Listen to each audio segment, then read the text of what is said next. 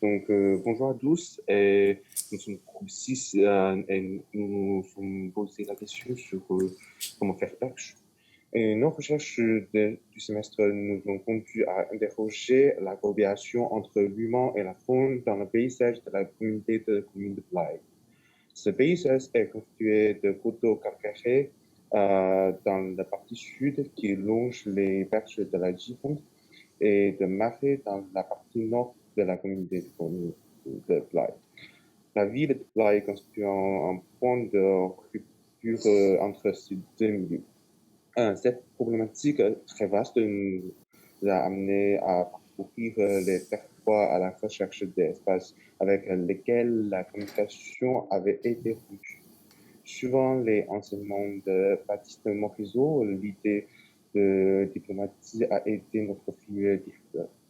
Cette enquête nous a conduit à jeter un regard nouveau vers l'estuaire et plus particulièrement au petit marais de Blaye pour nous pencher sur un espace en particulier, le racontant. Il s'agit avant toute chose de caractériser le berge de ce marais. Nous avons pour cela défini 3 mécaniques de façonnement des berges. La première mécanique génératrice de berges est due à l'action de l'eau. Ces berges sont façonnées par le processus d'érosion hydraulique. Le cheminement méandreux de la Garonne est le résultat de ce processus. Aujourd'hui, la ligne de berge de la Gironde a été fixée par les digues humaines. La seconde mécanique que nous opposons à cette notion de méandrage est la création anthropique de berges. Dans le paysage de poldérisation du petit marais du Blayais, les eaux qui s'écoulent vers la Gironde sont guidées par des canaux et des fossés géométriquement tracés. Pour assurer pleinement leur fonction de drainage, ces fossés doivent être régulièrement entretenus. La troisième mécanique, qui n'est pas des moindres, est le façonnement des berges par le vivant. Le vivant vient faire territoire le long des berges et les modifier en profondeur. Les uns y creusent des trous, comme le ragondin, le rat musqué ou l'écrevisse. Les autres y fixent la terre par leurs racines. Et même certains y viennent créer des sentiers pour aller s'y abreuver, comme le sanglier. Étudier un territoire par le prisme du vivant permet de révéler de nombreuses manières de fabriquer le paysage. Nous avons choisi pour cette étude le ragondin comme animal intermédiaire, car il relie le paysage, l'être humain et le vivant. Dans cette vidéo, nous allons voir comment le ragondin pourrait nous donner des idées. Le ragondin est un rongeur semi-aquatique qui ressemble au castor. Arrivé en France au XIXe siècle, on s'en servait pour l'exploitation de sa fourrure bon marché. Mais aujourd'hui, la fourrure de ragondin n'est plus à la mode, et l'espèce a été qualifiée d'envahissante. L'histoire du ragondin en France est intéressante car elle représente les différents rapports de l'humain à l'animal dans notre société. Après la période de fascination liée à son exotisme, il a été élevé par l'humain pour sa fourrure. À partir de 1979, l'espèce se répand de manière incontrôlée sur le territoire et est nommée ennemi des cultures. L'élevage des ragondins prend fin à cette période. Tous les moyens sont alors bons pour chasser le ragondin. Enfin, qu'est-ce que tu racontes? Je comprends rien. La communication est rompue. Aujourd'hui, le ragondin est un animal clivant, un symbole de nos relations contrariées au vivant.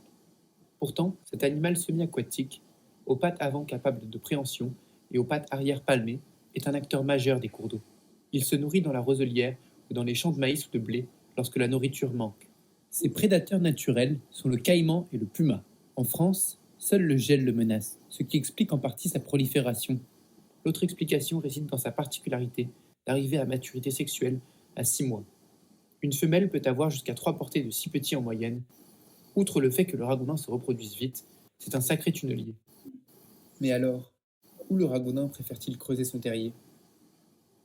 Les rives raides accompagnées d'une roselière sont ce qu'il préfère. De manière générale, le ragondin apprécie les rives raides, anthropisées. Lorsque la pente est trop douce, le ragondin peut aller se réfugier dans les haies ou ronciers en surplomb. Enfin, le ragondin, face à la présence d'élevages qui cherchent à s'abreuver, se retrouve obligé d'élire domicile ailleurs. Ces différentes manières d'habiter nous donnent envie d'en apprendre plus, alors que le ragondin est considéré comme l'un des responsables de destruction de digues et que l'eau monte. Un jour, les digues céderont.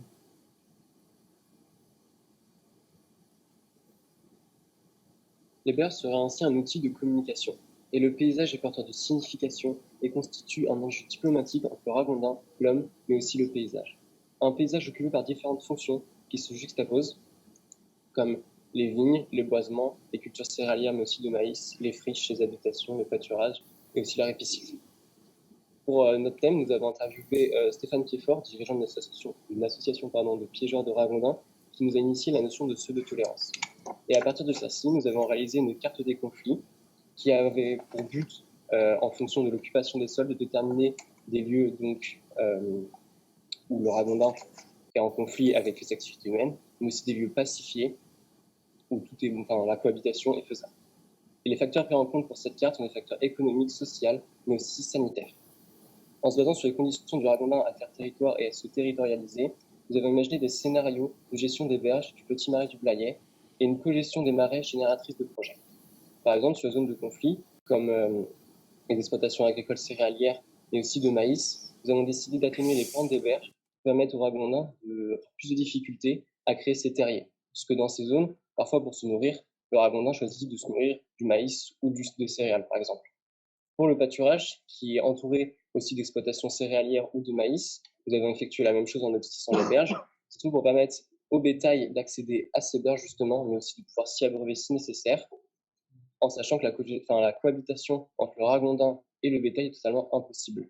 Toutefois, sur ces espaces, il faudra implanter des haies bocagères pour permettre de créer un enclos naturel pour ce bétail, mais aussi de pouvoir fixer les berges pour empêcher qu'elles s'effondrent. En ce qui concerne les espaces pacifiés le long de la ripisylve, un agriculteur a décidé de créer une seconde digue pour protéger son champ, et on s'est rendu compte que cet espace était un véritable lieu de passage pour la faune. C'est pourquoi on a décidé d'y planter une grande haie bocagère afin d'en faire un grand corridor écologique. En revanche, sur certains autres espaces du territoire, nous décidons de laisser faire le vivant afin de conserver un habitat sain pour les écosystèmes. Les mines sont également un espace où le ragondin n'entre pas en conflit avec l'activité humaine. C'est pourquoi nous pouvons lui confier l'entretien des fossés dans ces dernières, car c'est également ça, la cohabitation entre le vivant et l'humain. Ces interventions de projets doivent s'accompagner de différentes séances participatives avec l'aide des habitants de la communauté de communes. C'est pourquoi nous avons décidé d'instaurer des randonnées pédestres et en kayak afin de suivre l'évolution des berges et des écosystèmes.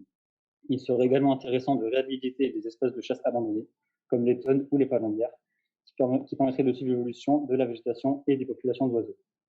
Ces séances participatives permettraient à la population, aux habitants de la communauté de communes de mieux comprendre les enjeux de leur territoire. Cette méthode de projet permet, prendre en compte ici le ragondin comme entrée, mais si nous souhaitions prolonger la réflexion, il faudrait effectuer un travail similaire avec les autres espèces animales et végétales du marais, dans le but d'établir un plan de gestion prenant en compte tous les autres êtres vivants du territoire.